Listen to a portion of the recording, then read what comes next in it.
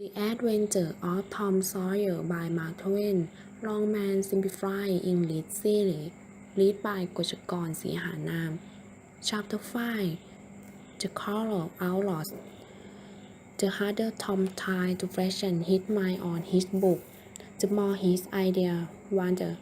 So at last, with a sigh and a yawn, he gave it up. It seemed to him that the noon interval would never come. The air was already dead. There was not a breath of air stirring. It was the sleepmate of sleep day, always in the flaming sunshine. Cardiff Hill, lift its south green side to a veil of pale purple with distant. A few birds poised on lazy wing high in the air.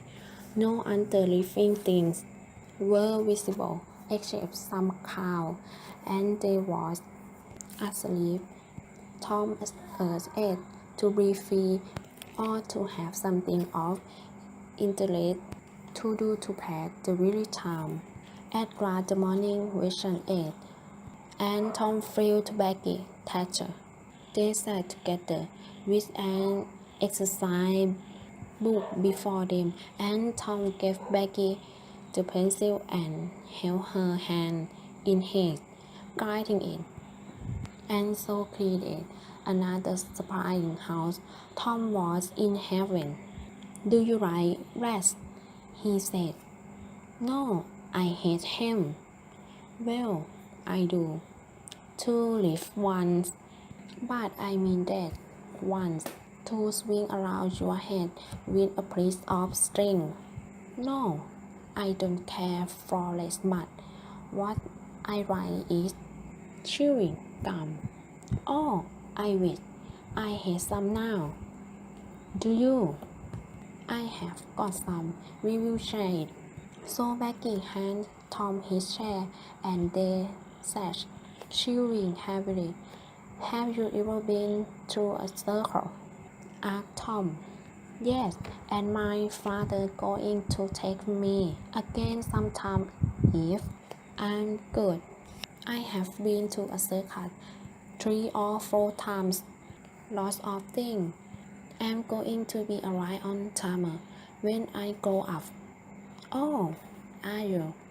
That will be nice. They look really dressed up in uniform. Yes, that's so. And they get a lot of money, almost $1 a day. Ben Rager said, I say, Becky, please tell me that you won't have any friends but me, and that when we are coming to school or going home, you will always walk with me and I will shoot you at parties and you shoot me. That sounds nice, doesn't it? Why? I've learned, and I bragged. Big Eyes told Tom of his baggage, and he stopped confused. Oh, Tom, Julian Lawrence, more than me. The child began to cry. Tom said, Don't cry, Becky. I don't care for her anymore. Yes, you do. Tom, you know you do. Tom tried to comfort her, but he pushed him away and went to crying. Tom stood about, restless and uneasy. Then he said hesitatingly, Becky, I don't care for anybody but you. She did not laugh. Becky, won't you say something? Becky's hair continued to fall. Tom got out his cheap jewel, the brass door handle, and held it out so that she could see it. Please, Becky, won't you take it? She stuck it to the floor. Then Tom marched off and over the hill and far away to return to school no more than day. Half an hour later Tom was peering behind window darkly house and the top of Cardiff Hill, and the school was Hurley, visible far away in the valley below him. He entered a thick wood, picked his way to the glint of it, and sat down under a spreading oak tree. He sat for a long time with his elbow on his knee and his chin in his hand. It seemed to him that life was full of trouble. He remembered a school friend who had that reality. It might be very peaceful, he thought, to lie and sleep and laugh forever and ever, with the wind whispering to the tree and over the grass and flower of the cave, and nothing to grieve about anymore.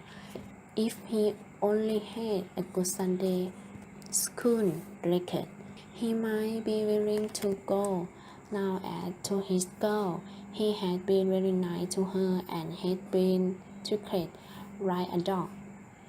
She would be sorry someday, perhaps when it was too late. If he could lie just for a short time, just then the sound of a toy tin horn came fondly through the forest. Tom threw off his coat, like always some dead benches from behind a rotten log, revealing a bow and arrow, a wooden sword and a tin horn, and in a moment had signed this thing and left away. He soon stopped under a great tree, bell and answering note, and began to tiptoe and look constantly out his way and there.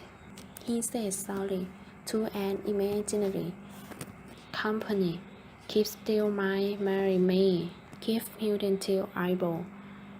Joe Harbour now appeared, raised an arm at Tom. "Stop!" called Tom. "Who come here into Sherwood Forest without my permission?" "I, a snake, need no man's permission," was William. "They'll added me with insolence," said Tom, reminding him, for they were using the words of one of their favorite books, The Adventure of Robin Hood. What William does added the with such insolence. "I, Robin Hood, as your proud body soon sells. No, that famous outlaws, Gary with a fire.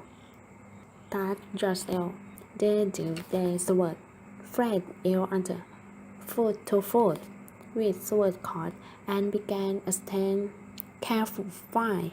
Personally," Tom says, "now you know how do you eat. Let's ask fight father." So they fought father, pushing heavily and sweating with the work. Soon Tom shouted, "Fall! Fall! Why don't you fall?" "I won't." "Why don't you fall yourself? You are getting the worst of it." "Why? That's nothing." "I can't fall. It's not right. That's in the book. The book says." Then with one back hand blow, he killed the pile neck. "You have to turn round and let me hit you in the back." It was impossible to contradict the book, so Joe turned, received the ball and fell. "Now," said Joe, getting up, "you have got to let me kill you." "That's why. Why I can't do that? It's not in the book." "Well, I call that very unfair." "Well, Joe, I will be the sheriff of Nottingham, and Robbie Robin Hood a little while and kill me." This was satisfactory, and so this scene were up. Then Tom became Robin Hood again and lay drying, the blood falling from his neglected wounds, and at last Joe reached bursting, a whole tile of bleeding. "Outlaws, take him, set it out, and put the bow into his right hand. Tom said, "Where did arrow fall?" "There where he pulled Robin's horn." Then he shot the arrow and fell back and would have died, but he ran on some thorn and stung up to Curly for their body. The body that themselves his stray airport, and then off giving that there were no outlaws anymore. They said that they would later be outlaws for a year in Sherwood Forest, then President of the United States.